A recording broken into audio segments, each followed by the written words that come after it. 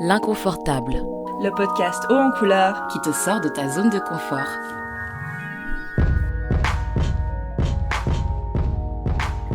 Dans chaque épisode, une invitée partage son expérience de femme racisée en Suisse autour d'une thématique particulière. Dans cet épisode, on traite des clichés qui collent à la peau des femmes asiatiques. En Suisse, quelles sont les spécificités du racisme dirigé contre les communautés asiatiques ? Les discriminations positives sont-elles souhaitables ? En Asie, pourquoi fait-on la distinction entre les Jungle Asian et les Fancy Asian ? Notre invitée du jour, Natasha Stegman, livre son expérience de femme asiatique. Bonne écoute. Bonjour à toutes et à tous pour ce premier épisode. Nous avons aujourd'hui avec nous comme invité Natasha Stegman, Kaziwa Rahim et moi-même Faiza Sissé pour l'interviewer. Natasha va nous parler de son expérience de femme asiatique racisée en Suisse. Est-ce que tu peux d'abord commencer par te présenter, s'il te plaît ? Avec grand plaisir, et d'ailleurs merci pour cette invitation. Alors, je m'appelle Natasha Stegman, j'ai 31 ans et je suis ce qu'on appelle une activiste. Ouais. Et oui, alors je suis asiatique. En fait, je suis moitié asiatique, moitié suisse, mais je m'identifie pleinement en tant que femme asiatique parce que voilà, j'ai pas de white passing et aussi j'ai pas tellement eu les white privileges qui allaient avec parce que j'ai été exclusivement élevée par ma mère asiatique. Et du coup, la prochaine question, en fait, ça s'inspire un petit peu d'un autre podcast que beaucoup de gens connaissent sur Kiffe ta race. Et c'est de savoir comment est-ce que tu te situes sur le plan racial, en fait. Donc, comment est-ce que tu te situes sur le plan racial dans le sens où tu es perçue par la société en tant que personne non blanche, mais donc comment est-ce que tu te sens perçue ? Alors, je me sens perçue comme une personne, en fait, en majorité du temps, comme une personne exotique. On me dit toujours, ah ouais, en fait, souvent on me dit, enfin, je me présente, puis après les gens direct, ils me demandent, mais tu viens d'où ? Ouais. Oui, parce qu'en fait, le c'est ça. fameux tu viens d'où ? C'est ça, puis abusé. moi, en fait, j'ai un nom très européen. Je pourrais vraiment être une personne complètement blanche avec juste mon nom, Natasha Stegman. C'est vrai. Et du coup, en fait, les gens perçoivent que je suis quelqu'un d'exotique. Et du coup, il y a tous les clichés de l'exotisme qui vont avec. Et puis parfois, quand je finis par dire, oui, alors je suis asiatique et voilà, ma mère vient de Singapour, elle est chinoise de Singapour. Et puis là, tout de suite, il y a des discussions, pas très agréable tout le temps. Mais c'est vrai que le premier cliché et le premier truc qui fait que je suis perçue comme une personne racisée, c'est plutôt le côté exotique. Et souvent, on commence par me dire « Ah, mais t'as des beaux yeux, tu viens d'où ?» Ouais, direct. Du coup, direct. voilà. Ok. Du coup, quelque part, t'es renvoyé toujours à justement la manière dont tu es perçue racialement, qui est justement de quelque chose d'exotique, qui est pas dans la norme. Mais... C'est ça. Et puis parfois, en fait, je déçois avec ma réponse. C'est vrai. Il y a des gens qui me disent Certainement. « Ah, mais je pensais plutôt que t'étais d'Amérique du Sud. » Ou bien genre que t'es... D'Amérique du Sud, ouais, c'est le ouf, nombre de fois, ou bien portugaise. Ouais.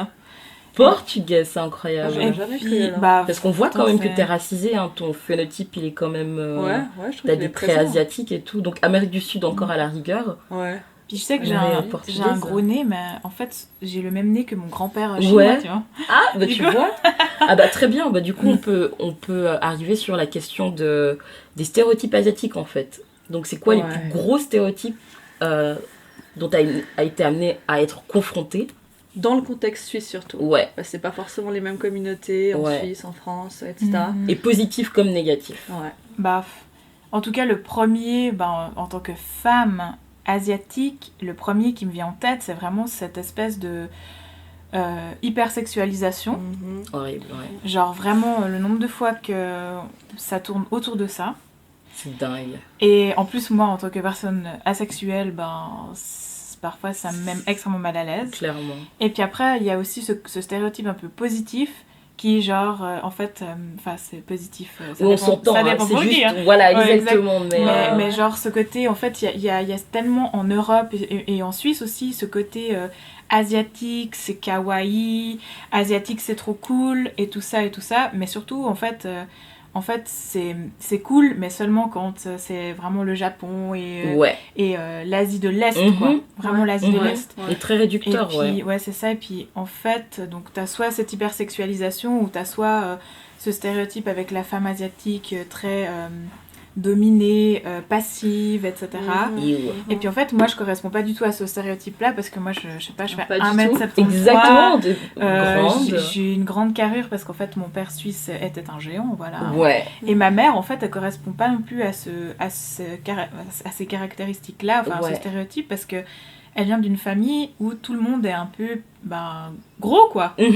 Et du coup, de pas être non plus toute fine et tout ça, et puis d'avoir des cheveux longs, noirs, moi je corresponds pas à ça, et tant mieux. Mais du coup, il y a toujours ces deux stéréotypes-là, et aussi genre que t'es fort en maths, et que voilà, t'es à fond dans les études, enfin... Exactement. Mais disons qu'en Suisse, c'est plutôt ça, et surtout en tant que femme. Mais après, je sais qu'en tant qu'homme, c'est aussi difficile, parce que t'as une sous-représentation des hommes asiatiques en fait, chaque fois que tu demandes à une femme est-ce que tu te vois sortir avec un asiatique, non, parce que genre il y a justement ce côté viril qui n'est pas présent, soi-disant, puis ils ont un petit pénis, enfin, etc. En tout cas, moi, en tant que femme, voici les deux approches. Et est-ce que tu as des... Enfin, je rajoute, parce que tu as bien sûr, on peut toujours... Parce qu'on peut vraiment prendre le temps pour répondre aux questions. Exactement, nous, on édite et tout, Surtout, on veut faire un format pas forcément très court, mais... du coup, par exemple, je sais pas, dans ta vie, est-ce que tu peux nous raconter des stéréotypes auxquels on te renvoie souvent, justement, parce que tu es asiatique, qui soient justement des bons, enfin des positifs ou négatifs. Est-ce que tu as des anecdotes, des trucs à raconter à propos de ça? Oui, bien sûr. Alors, trigger warning, ça sera aussi beaucoup sous la ceinture, parce que comme j'ai dit, c'est très hyper sexualisé. En fait, je pense que le truc que j'ai le plus entendu, c'était...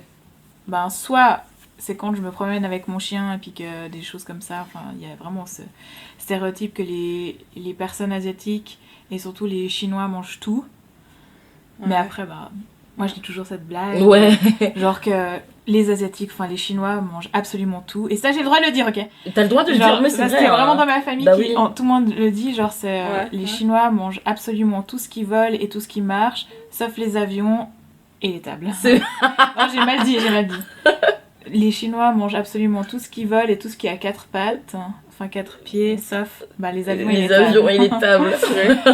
Et du coup, il y a ça, mais après, je pense les stéréotypes, enfin les trucs, ça commence dès l'enfance avec le ching chang chong, genre on brille les yeux et tout ça. Direct. Et puis après, on te demande si tu manges du riz tous les jours, puis tu dis, et alors?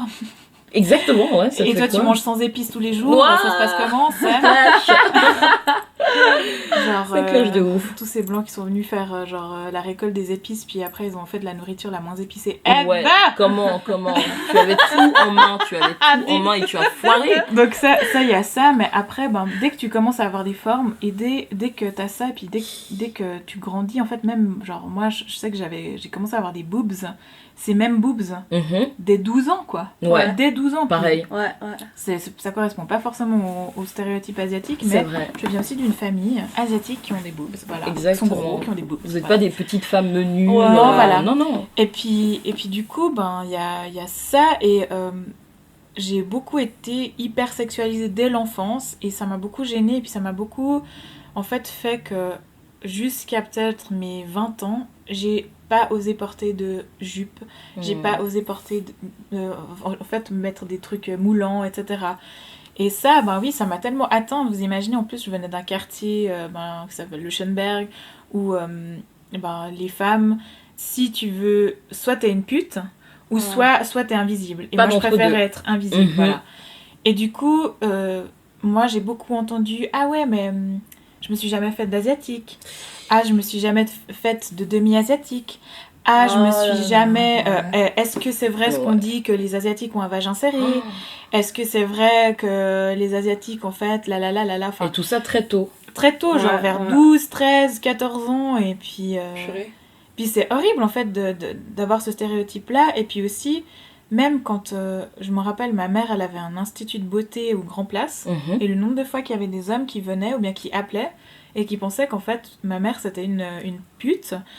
Et c'est tout à fait ok d'être une là n'est pas la mais question, là, là n'est pas la mais question, là, mais voilà, de faire le lien de cette manière, c'est un exactement, peu... ouais, c'est ça qui est problématique. c'est vraiment problématique. Et puis du coup, ben, j'ai très vite vu aussi qu'être asiatique, c'était ça. Et en fait, c'est pour ça aussi que j'avais pas envie de correspondre à ce cliché-là. Ouais. Et c'est pour ça que jusqu'à super tard dans ma vie, j'ai pas osé mettre des trucs moulants, mettre des jupes et tout. Puis c'est vraiment genre C'est fou. vachement tard. J'étais en 4e du collège. Ou au lycée, au gymnase, ok, hein, les cantons là. Ouais. C'est là que j'ai commencé. En fait, j'avais fait un voyage à Singapour et puis c'est là que je me suis dit, je me suis refaite la garde-robe. Et avant ça, je portais que du noir ou du brun ou du bleu. Ouais. Et après, j'ai décidé d'explorer les couleurs. Et puis à l'époque, à Fribourg, de porter du rouge à lèvres, mais direct, on me disait, t'es une pute, tu sais. C'est mort. Et puis du coup, moi, j'ai commencé à mettre des talons, des jupes, des trucs moulants et aussi genre du rouge à lèvres. Ouais. Puis maintenant, c'est presque un peu ma marque de fabrique, je peux plus sortir sans. Exactement. Puis, ma mère, c'est pareil, je l'ai toujours connue avec du parfum, bien habillée, élégante et avec du rouge à lèvres. Ouais. Du coup, ça m'a empowered, mais aussi je me suis rendu compte que le stigma et les stéréotypes étaient toujours là. Et c'est terrible en fait d'être que en fait ramené à ça. Bien sûr. Et du coup, c'est très réducteur. en plus quand moi j'étais plus jeune, j'ai jamais été tellement, j'ai jamais été jolie quoi. Ouais. Moi je me considère selon selon leur exactement, critère. bien sûr, exactement. Mais après ouais. moi j'aime bien dire que voilà, j'étais moche et puis pour certaines personnes je serais toujours moche aujourd'hui et puis c'est complètement ok parce qu'en fait quand t'es moche, qu'est-ce qui se passe? C'est que tu développes d'autres compétences. Tu développes un sens de l'humour. Tu as tu plus peux en de avoir, temps. bien sûr, Tu as plus de temps pour... au lieu, tu vois, genre de te regarder dans le miroir et de t'apitoyer sur ton sort, tu lis des trucs et des trucs comme ça. Du coup, voilà, je me dis, les moches, vive les moches. L'apologie. Et j'ai toujours été the ugly friend. Ouais. Et en plus, d'être asiatique, mais de pas forcément correspondre à tous les clichés, c'était vraiment handicapant. C'est exactement, j'imagine. Il y a même un moment donné, je crois que j'avais peut-être 12-13 ans, chaque fois qu'on me demandait, parce que c'était tout le temps ça, c'est genre, Natacha, tu viens d'où? T'es genre, mais putain, mais tu disparais. Ton nom de famille ça. en fait, c'est Natacha, tu viens d'où? C'est pour ça que j'ai presque pensé à appeler le podcast Tu viens d'où? Parce que c'est une question qu'on a tout entendu. Ouais, clairement. Franchement, c'est tellement redondant, ouais. Mais du coup, je me suis dit, mais en fait, à un moment donné, je disais toujours, non, mais je suis suisse. Mes deux parents sont suisses. C'est ce que je réponds maintenant aussi. Puis c'est vrai, ma mère, en fait, vu qu'elle s'est mariée avec mon père avant 1994, s'il vous plaît, j'ai un master en migration et en citoyenneté, je m'y connais très bien en citoyenneté, tu vois. Avant 94, les femmes qui épousaient des Suisses devenaient automatiquement suisses. Suisse, ouais. Enfin, suissesse, comme on dit dans les années 50. Et du coup, ma mère est aussi suisse, et du coup, moi, je disais toujours, non, je suis suisse, et je suis 100% suisse. Parce que je crois que j'avais envie aussi de me détacher de ces conversations répétitives et tellement ordinaires, mais tellement reloues. Et de leur faire comprendre aussi qu'en fait ta question, elle est hyper redondante, je l'entends tout le temps, et puis elle est malvenue en fait, quelque part. Et puis par exemple... Et c'est toujours rappel au fait que tu fais tâche quelque part, c'est voilà. on peut pas te croire que tu fais vraiment partie d'ici. Ouais, c'est ça. Et c'est te renvoyer toujours à cette origine lointaine. C'est terrible, vraiment. Puis ma sœur par exemple, j'ai une grande sœur qui a 2 ans de plus que moi, et ma sœur, elle a les cheveux un peu presque comme si c'était du roux, mais foncé en fait. Ah d'accord, un peu moins du coup typé asiatique. Mais elle a vraiment ce truc de demi-asiatique où elle a des taches de rousseur, elle a le teint un peu clair et puis des yeux verts. Ah, et du coup, on n'a pas du tout, mais pas du tout la même expérience de vie, mais pas du tout quoi. Et du coup, moi en fait, c'est seulement par la suite que je me suis rendu compte que au lieu de rejeter tout ça, et puis au lieu de me dire que j'allais jamais correspondre à ce stéréotype-là, je me suis dit, mais en fait, non, moi, je suis aussi... je me considère 100% asiatique, comme vous savez. Et même mon DNA, j'ai absolument tous les trucs asiatiques ever, le Asian Glow, donc là, je bois pas d'alcool, je suis intolérante au lactose, mais en fait, je suis allergique à la protéine de lait, j'ai plein d'allergies, puis j'ai la parodontie aussi, ce truc aux gencives, enfin, je suis vraiment asiatique. Et j'ai les pieds monstres plats. Genre vraiment la même chose. La gueule. Et puis c'est vraiment un truc de fou. Puis du coup, depuis que j'ai accepté que j'étais asiatique à 100% et que je pouvais aussi correspondre à mon propre cliché, à mon propre stéréotype, bah c'est génial. Ouais. Et c'est ton choix, c'est toi qui fais ce choix. Exactement. Et ça fait du bien. C'est plus les autres qui viennent peser ça sur toi. Au contraire, tu l'assumes. Et je mange asiatique.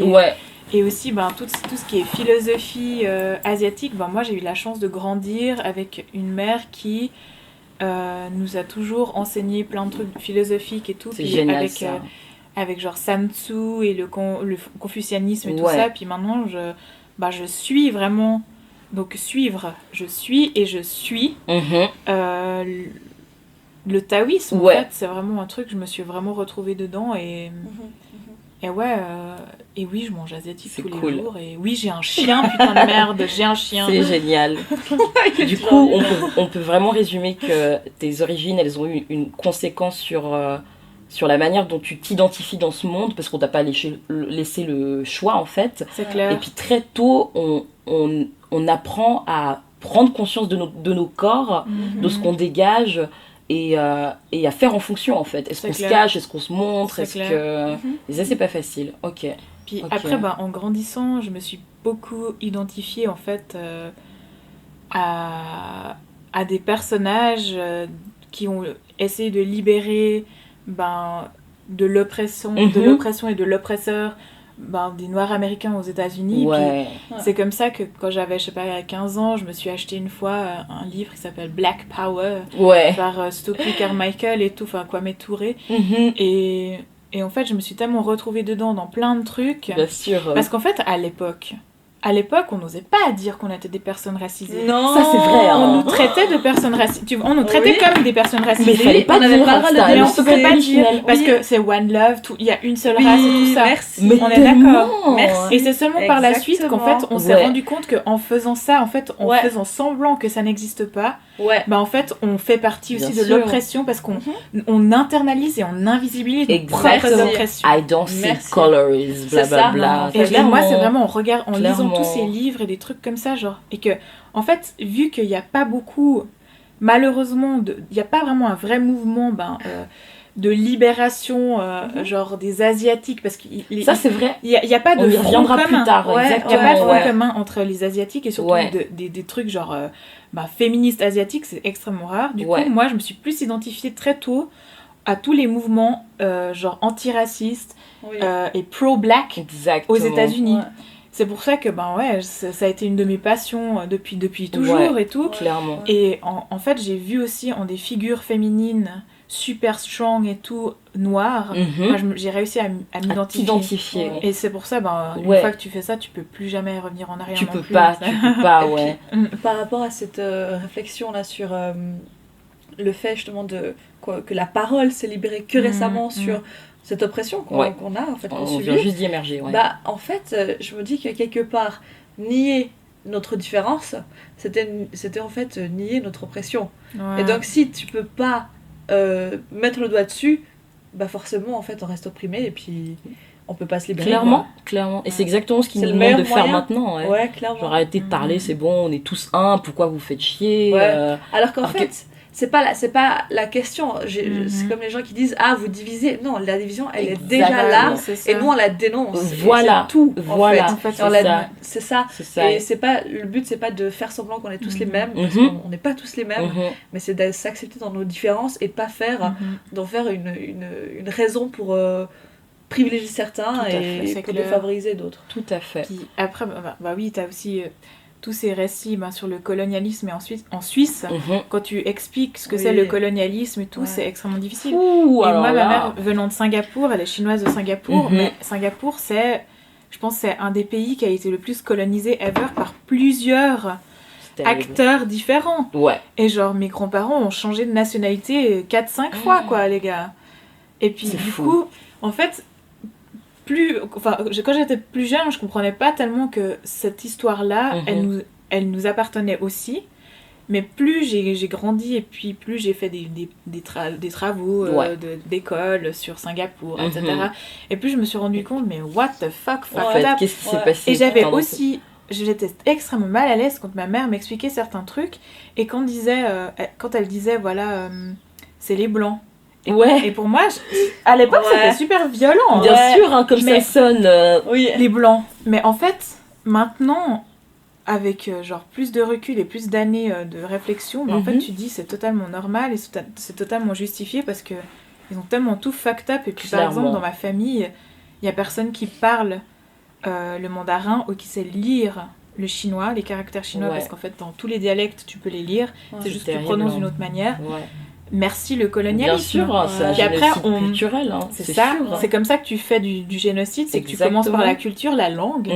Et puis c'est pour ça que moi, après, comment est-ce que tu peux t'identifier alors que tu vois, t'es en Suisse, mais t'es pas tout à fait suisse, mais t'es pas tout à fait asiatique, parce qu'en plus, quand on te dit « Ah, mais tu peux lire ça, tu peux faire ça », et puis t'es genre « Mais en fait, non, mon Asianness, mon asiatisme, on va dire, bien sûr, ne correspond pas au cliché justement et c'est horrible aussi. Enfin, quand j'ai grandi, j'arrivais plus à me dire mais putain, Natacha, tu viens d'où, t'es quoi? Ça fait mal. Je suis passée par là. On est toutes passées. On est d'accord. C'est ça. Citoyenne du monde. Mais ça veut dire quoi et à quel prix? Puis à nouveau, c'est un déni de nos différences. C'est ça. Et puis parce que tu parles pas la langue, clairement, t'es pas assez, tu vois. En fait, t'es soit trop et c'était pas assez. En fait, on va jamais te lâcher, quoi. Clairement. Mais du coup, ça amène à ta prochaine question, je pense. On parle de racisme internalisé. Qu'est-ce que tu peux nous dire là-dessus, du coup, d'un point de vue asiatique? C'était ça. Aussi bien des personnes asiatiques contre les personnes asiatiques. Ou encore, on pourrait dire justement, après, dans un second temps, des personnes asiatiques contre d'autres communautés. Alors, volontiers. Et puis, alors, j'espère que vous avez le temps parce que putain, il y a des trucs. Let's go. C'est très important. En fait... en Asie, et c'est là où je pense qu'il n'y a pas forcément de front commun, comme il y a par exemple dans les études panafricaines ou africaines en tant que telles, les universités, etc. Parce qu'à l'intérieur même des communautés asiatiques, en fait on dit toujours voilà je suis asiatique, mais en fait on devrait je pense plutôt dire je suis de cette région. Parce qu'il y a vraiment un énorme colorisme et oui... des grosses formes de racisme à l'intérieur même des pays et des communautés asiatiques différentes parce qu'en fait je sais pas, Ali Wong, donc cette humoriste comédienne américaine qui est à moitié vietnamienne et moitié chinoise, dit justement bien qu'il y a les fancy Asians et les Jungle Asians. Ah, c'est moche. Et du coup, en fait, les Jungle Asians, c'est quoi? Les boat people, c'est les gens, en fait, ils sont pas encore dans l'économie, enfin, c'est des pays, entre guillemets, du tiers-monde, pour autant que ça existe, hein, voilà. C'est souvent l'Asie du Sud. Ouais, l'Asie du Sud-Est, genre le Vietnam, enfin, Philippines, donc c'est l'Asie vraiment Est-Est-Est. Il y a genre le Cambodge, Laos, etc. Enfin, tous ces pays-là. Après, t'as aussi l'Asie des musulmans. Ça, on l'oublie, mais complètement. C'est abusé. Moi, je peux en parler. Enfin, Singapour, c'est au sud de la Malaisie. Du coup, j'ai toujours... mais quand j'ai dit, du coup, que je suis asiatique... Ah mais laisse tomber, les gens bug, bien sûr. Pardon quoi? Mais c'est vraiment des bridés, quoi. Il y a aussi les musulmans en Asie. En fait, par exemple, l'Indonésie, c'est le pays où il y a le plus de musulmans au monde, quoi. C'est le pays le plus musulman ever. Complètement, Et du coup, j'ai aussi grandi avec ça, parce qu'à Singapour, il y a aussi cette influence-là. Mais après, il y a aussi les Asiatiques du sous-continent, donc genre les Indiens, les Pakistanais, etc., les Népalais aussi. Exactement, Après, les fancy Chinese, c'est genre les Japonais, les Coréens, les Chinois, et puis les Singapouriens, en fait. Et qu'est-ce qu'ils ont en commun? La peau claire. Ouais. Ou du moins, c'est comme ça qu'on les représente. L'argent, voilà.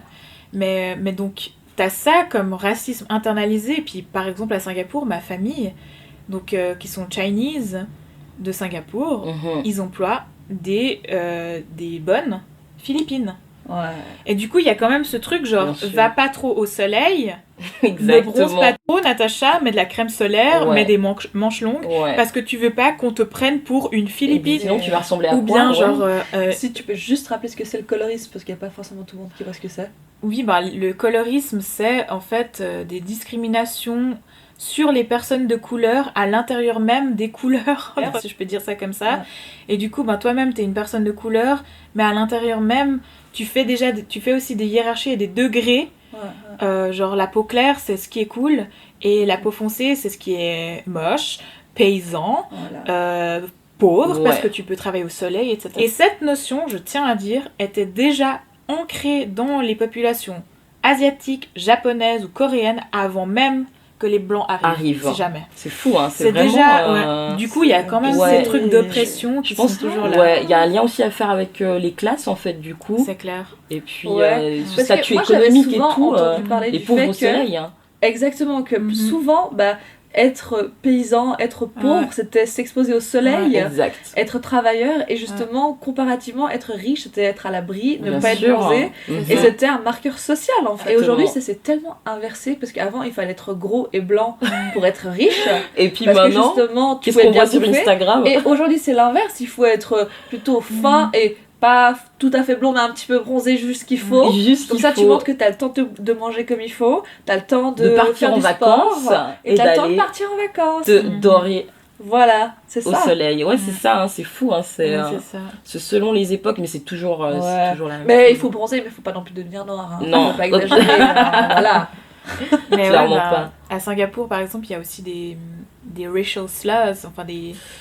comment traduire ça en français? Des insultes. Des Ouais. insultes à caractère raciste. Mhm. Et puis c'est horrible. Enfin, Propre à leur communauté. propre aux personnes, bah, si j'ose dire, bah, on dit Bengla. Bengla. Et Bengla, c'est vraiment pour dire t'es une personne du Bangladesh. Ouais. Puis au Bangladesh, la plupart des travailleuses et des travailleurs, mais c'est surtout des travailleurs qui viennent à Singapour et qui travaillent genre comme jardiniers ou qui font les routes, enfin la construction, Ouais. etc. Mhm. Et en fait, on dit vraiment, ah, t'es un Bengla. Et ça, quand tu te fais traiter de Ah Bengla, ouais. c'est genre, ah non, putain, là. Ouais, Mais ouais. bien sûr, c'est pour rigoler. Hein. C'est pour Ouais. rigoler. Ouais, c'est toujours pour rigoler. Et Toujours. puis avec la crise du Covid, en fait, Rappel, si vous voulez qu'on rigole, soyez drôle en fait. Ouais. c'est clair. C'est Mais ça. avec la crise du Covid, en fait, à Singapour, il y a eu une première vague. Mhm. Puis eux, ils ont pas forcément dû se confiner. Parce que voilà, ils ont l'habitude, malheureusement, avec Ouais. plein Leurs d'autres conditions de- maladies ouais. et tout. Et là, en fait, il y avait eu une deuxième vague. Là, c'est enfin la fin du ce qu'ils ont appelé Ouais. CB, Circuit Breaker, donc le confinement. Mhm. Et genre, ils ont complètement oublié une tranche entière de la population, donc les Bangladeshis. Et c'est pour ça qu'il y a eu une deuxième vague, parce qu'ils n'ont pas du tout apporté Clairement. les protections Ouais. et les mesures sanitaires nécessaires À à ces ces gens-là. communautés-là. Ouais. Parce qu'ils sont Parce qu'elles tellement n'existent pas. invisibles. C'est terrible. Et en fait, on dit toujours, voilà, c'est des violeurs, c'est ci, c'est ça, c'est ci, c'est ça. Mhm. Et puis en fait, j'ai vraiment tellement vu ce racisme à l'intérieur même en tant qu'asiatique Mhm. contre d'autres asiatiques Mhm. que je me dis en fait il n'y a vraiment pas enfin les blancs se rendent pas compte que de juste dire asiatique, non ça suffit pas parce qu'à l'intérieur Ouais, même il y a ouais, tout ce ouais. colorisme. Tout à Et fait. il y a aussi un truc qui est important, je trouve, de préciser, c'est pas parce qu'il y a du colorisme entre personnes racisées que ça justifie en quoi que ce soit le racisme des personnes blanches sur les Ouais. textes. Et là, Parce que ça moi j'ai fait. vu souvent ça Oui, c'est instrumentalisé. repris, hein, c'est repris à Ouais, certaines instrumentalisé sauces pour pour... dire même vous faites de la merde. Ouais, alors C'est pourquoi pas pas le nous, même ça niveau, joue c'est exactement. pas la même C'est chose. pas la même chose. Et on n'a pas besoin de se faire emmerder à tous les coins de rue. Clairement pas. mais après Clairement en Asie il y a aussi franchement ce racisme Contre les personnes anti-noir. Ouais. Que ce soit Ouais. des personnes indiennes à la peau foncée, Mhm. bangladeshis, ou aussi tout ce qui est Papouasie-Nouvelle-Guinée, Oui. Australie, les aborigènes d'Australie aussi. Et en fait, par exemple, en Indonésie et puis en Malaisie, il y a certaines parties du territoire qui sont à ces personnes-là, Mhm. à ces peuples-là. Et en fait, ils rasent tout. Comme ça, ils ont plus Oh, de c'est quoi terrible, vivre. Ouais. Puis il y a vraiment ce Oh là côté là. mais extrêmement anti-noir. Mhm. Mais après, les personnes d'origine enfin, on va plutôt dire de phénotype, Mhm. parce que genre ça veut rien dire. Tu es originaire, enfin tes parents plutôt sont originaires d'Afrique, mais alors toi t'es de phénotype. Donc je préfère dire ça comme ça. Mais en fait, il y a aussi ce côté racisme vraiment anti-noir et assumé. Assumé, vraiment. C'est assumé, quoi. Ouais. Genre, ils vont vraiment dire, et puis c'est horrible, je vais dire ce qu'ils disent, hein, mais il y a ce côté, c'est des singes. Genre, je sais que j'en ai déjà discuté à l'intérieur même avec d'autres personnes asiatiques. Elles disent, il y a des mots dans nos langues qui disent, voilà, que c'est des singes. Ouais, c'est comme ça qu'ils le voient. Et puis ça, pour moi, mais... Ouais, ça fait mal, hein. Juste à y penser, mais genre ça me fout les frissons, quoi. C'est tellement paradoxal parce que c'est eux-mêmes subissent des discriminations de la part des Occidentaux et ils font un choix conscient et assumé de perpétrer ces mêmes discriminations sur les Noirs, en fait. Alors que le mécanisme, il est le même, mais ils n'ont pas l'air de faire le... Mais comme tu as dit, est-ce que c'est pas une manière de se faire plus accepter par les Blancs ? Je me demande, Moi, je pense que oui. Parce que, à l'intérieur même de l'Asie et de tous les pays asiatiques, ça, je peux pas dire. Mais vu de mon vécu et puis aussi ce que j'ai lu par rapport aux États-Unis, je sais que les Asiatiques ont cette bonne réputation de communauté genre exemplaire, invisible, qui font pas de problème, qui s'intègrent très bien, très arrangeantes, qui s'intègrent, mais franchement, il y a quand même certaines communautés qui se sont intégrées, qui ont des jobs, qui font des études, etc., mais qui restent quand même entre eux. Oui. Mais sauf qu'ils font tellement pas de problèmes. Exactement, c'est genre, c'est le communautarisme parfait, en fait. Ça. Ni trop, ni pas de la suite. Ça va. C'est ça. Ouais. Et puis du coup, tu vois, en France, avec le 13e, donc c'est un quartier à Paris où il y a il y a toutes ces communautés asiatiques. Et en fait, quand il y a eu le meurtre... de Liu Xiaoyao. Oui. Et du coup, tout à coup, il y a eu aussi des personnes asiatiques qui ont commencé à défiler dans les rues puis à faire aussi des émeutes. Et là, genre, les gens, ils sont genre, mais putain, qu'est-ce qui se passe ? C'est hyper choquant. Genre, ils sont capables de ça. Exactement. Et puis, en fait, c'est pour ça que il y a quand même une nouvelle génération de personnes qui se rendent compte que les parents, en fait, pour que ce soit le plus agréable et le moins painful possible, ils se sont rangés du côté de l'oppresseur. Mais tellement, à un tel point. Ils ont internalisé plein de racisme qu'ils subissaient, mais aussi, ils ont aussi participé au racisme parce qu'il fallait pas faire des vagues, il fallait être comme les autres, comme l'oppresseur, enfin comme la majorité. Et du coup, tout à coup, cette nouvelle génération qui se rend compte, mais putain, nos parents, en fait...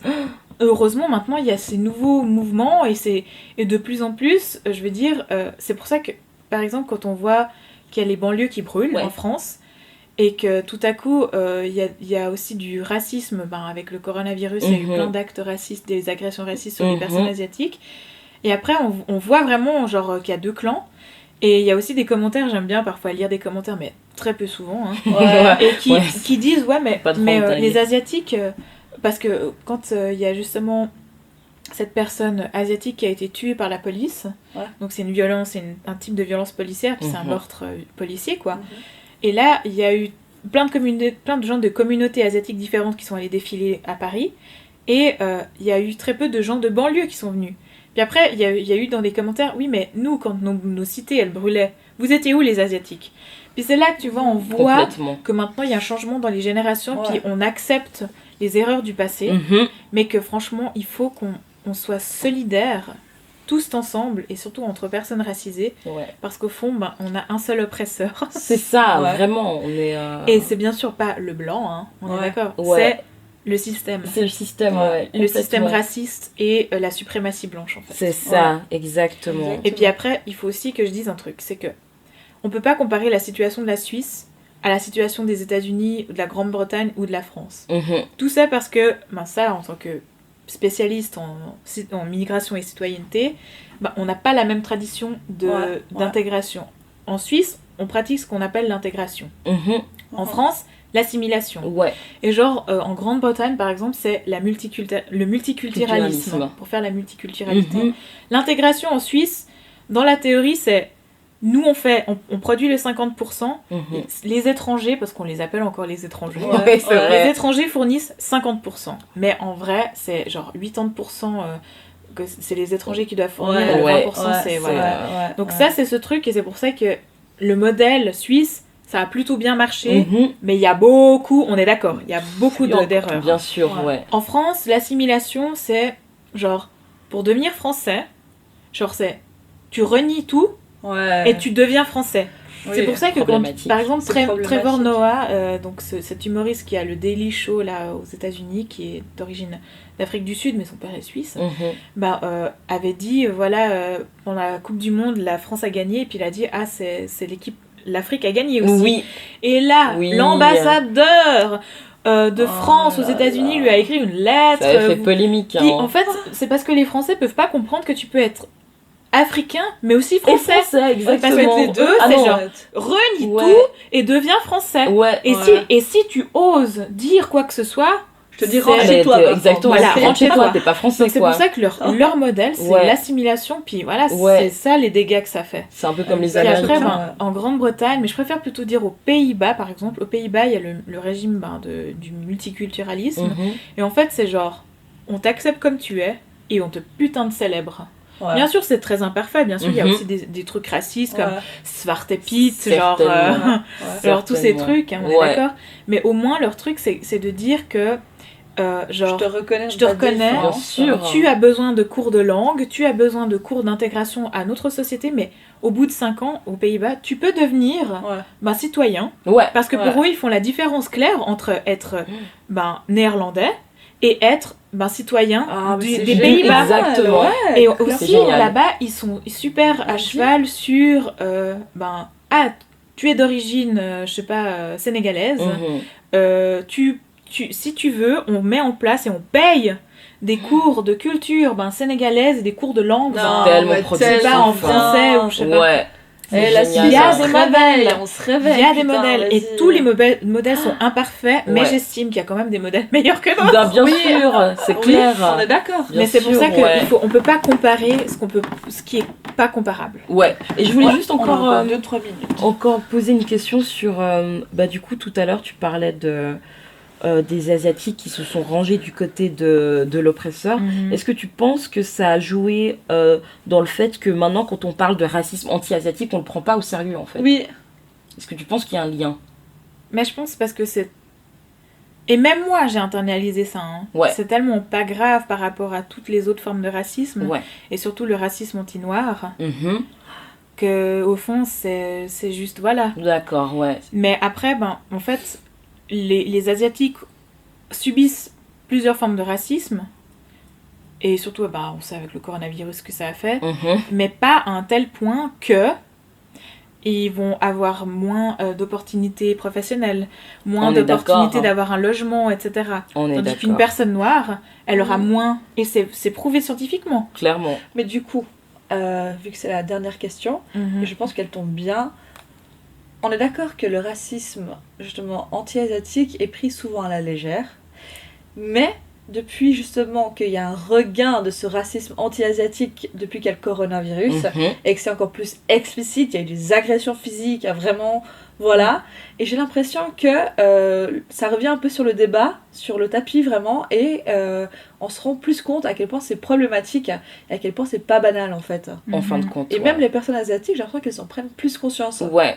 Ouais, Qu'est-ce que tu en penses?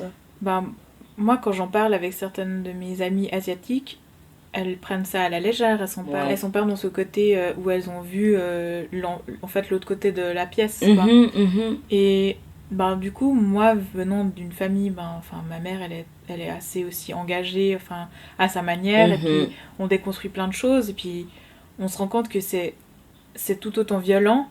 Mais tu peux pas comparer. Tu peux pas comparer à du racisme anti-noir, et tu peux pas... Parce que comme j'ai dit, être asiatique, c'est quand même perçu positivement pour certains trucs, Mhm. et ça t'empêche pas d'avoir un job, et en fait, on renie pas ton existence. Ouais. Pas comme on renie l'existence des personnes noires, Noir, putain. ouais, ça va Qu'on pas dise, jusque-là. tu vois, genre, c'est pas des êtres humains, Ouais. on ose dire que Ouais. c'est des animaux ou des choses, Oui. c'est Ouais. horrible. Ouais. Puis du coup, je pense qu'il y a ce côté-là, mais après, oui, et en fait, il y a aussi ce côté, bonne blague, et puis c'est tellement tourné vers Ouais. l'oppresseur que tu veux pas déranger. Exactement. C'est vraiment culturel. Ouais. De pas déranger, de pas Ouais. faire un fuss. Ouais, ouais. c'est vraiment culturel aussi, et je pense que y a beaucoup d'asiatiques qui ont ce côté il faut rester réservé, timide, et c'est l'autre qui a raison et toi tu dois te ranger. Ouais. Et c'est pour ça qu'il y a en fait moi quand j'ai vu l'année passée qu'au FIF il y avait Breakfast at Tiffany's, et pour moi genre c'est un des pires films ever, avec le portrait, en fait le portrayal, enfin comment tu dis, il y a un personnage extrêmement offensant, joué par un blanc, donc Mickey Rooney. Et puis moi j'ai écrit au FIF pour dire comment est-ce que vous pouvez mettre ça dans une catégorie genre les comédies romantiques, et en plus la même année inviter Noir n'est pas mon métier. Ça n'a pas de sens, ça n'a pas de sens. Et la réponse que j'ai obtenue, c'était vraiment pas, c'était genre ok, je suis touchée par ce que tu viens de dire, mais voilà. Moi j'avais lu cette réponse et moi j'ai eu l'impression qu'on t'a craché à la gueule, tout simplement.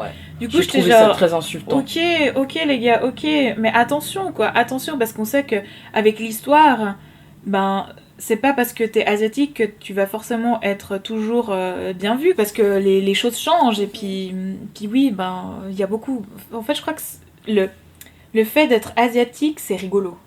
Et surtout d'être un homme asiatique, c'est perçu comme rigolo. Mais tellement, c'est un objet de moquerie. Et genre, c'est pour ça que moi, quand j'avais déconstruit le truc, c'est que le personnage que joue Mickey Rooney, c'est un japonais, et en fait, c'est pas ce qu'il dit qui est drôle, mais c'est parce qu'il est asiatique que c'est drôle. C'est encore pire. Et du coup, comment est-ce qu'on peut prendre au sérieux des personnes asiatiques, mais surtout des hommes asiatiques, quand ils sont déjà perçus comme des... Et donc il y a ça, mais c'est vrai qu'il y a beaucoup de travail à faire, mais après de voir que c'est encore tellement ancré, et qu'il y a aussi des personnes noires, genre des humoristes noirs qui font des blagues sur les asiatiques. Et je veux dire, par exemple, un Dave Chappelle, où je sais que lui, c'est parce que voilà, il fait des blagues sur absolument tout le monde. Et je trouve presque ça ok. En plus, sa femme est asiatique, donc c'est pas non plus une excuse, on est d'accord. Oui, mais je trouve que c'est ok dans son sens, dans son approche là. Mais après, des gens comme Gad Elmaleh et l'autre là, Kev Adams, avec leur sketch, c'est parce que c'est asiatique, exactement, que c'est drôle. Et puis les gens, mais je comprends j'ai pas. aucune réflexion derrière. J'y étais et j'étais choquée. J'étais pas bien, je suis sortie, je me suis dit je vais jamais à un de leurs spectacles, jamais. C'est fini. Et le dernier truc, j'aimerais juste que on parle d'un projet génial qui maintenant a fêté ses 5 ans apparemment, que donc Natacha a créé, qui est l'association 1700, et on voulait juste que tu en touches 2 mots en quoi ça consiste, et s'il y a des gens qui sont intéressés à rejoindre, simplement pour montrer qu'on a des femmes racisées qui font des trucs super cool. À Fribourg, c'est local. Oui, alors il y a 5 ans, j'ai cofondé, donc je ne suis pas la seule, j'ai cofondé avec d'autres personnes une association fribourgeoise qui s'appelle 1700, qui lutte activement contre le harcèlement de rue, donc les sollicitations non désirées dans l'espace public. Et donc on a 5 ans. Et puis on était déjà là avant MeToo et tout. Yes, on a déjà acquis une certaine expérience. Et puis en fait 1700 c'est un projet vraiment qui essaie de se battre pour des espaces publics pour tous, et aussi d'une manière intersectionnelle. Donc on pratique un féminisme intersectionnel, et où on est vraiment genre en fait moi personnellement je travaille vraiment pour que notre association soit composé aussi de personnes de tout horizon. Et puis c'est vrai que mon nouvel objectif c'est qu'il y ait qu'il y ait plus disons de personnes qui sont pas universitaires. Toujours ce côté c'est des universitaires ou bien des étudiantes au collège ou des étudiants au collège. Et puis aussi, voilà. Ça donne pas aussi la voix aux gens qui n'ont pas accès à ce genre d'éducation. Comment est-ce qu'on peut faire des projets pour des personnes quand nous-mêmes on n'est même pas sensibilisés. Du coup, je me bats vraiment pour ça et tout. Puis c'est vrai que, oui, je suis fière de dire que oui, maintenant je suis une personne racisée. Et que être racisée, ça change aussi ton quotidien. Et que c'est complètement ok d'en parler. Et que si ça froisse des personnes, ou si des personnes ne sont pas là pour t'écouter, t'as qu'à juste leur dire bye bitch, bye bitch, et de trouver d'autres personnes qui sont là pour te soutenir. J'adore. Exactement. Trop bien. C'est génial, Natacha. Alors vraiment, merci beaucoup merci du infiniment. Merci à vous, c'était super intéressant. Et du coup on se verra au prochain épisode, quoi. Exactement. un grand merci. Merci. Et à très vite. Ciao. Ciao, ciao.